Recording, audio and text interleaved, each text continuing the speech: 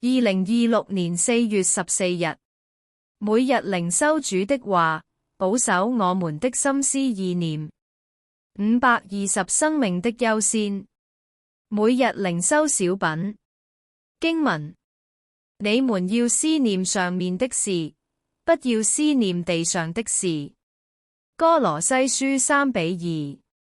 小故事：有一個人穿了新襪子到朋友家拜訪，才走到門口，就被朋友家中所養的狗兒在腿上狠狠咬了一口。他大聲喊痛，用手摸一摸，腿都給咬出血了。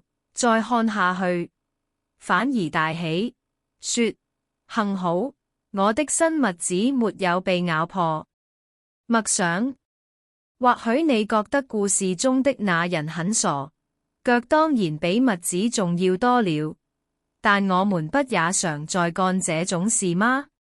什麼才是生命中的優先？我們常看重屬世的過於屬靈的，以致把輕重的次序顛倒了。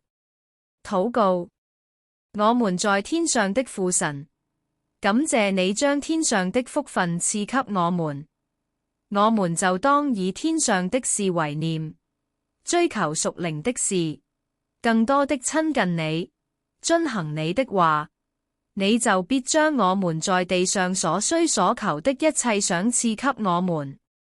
我們若追求世上的事，最後必成空。求主幫助我們，不被世俗纏繞，過得勝的生活。禱告是奉主耶穌基督的名，阿門。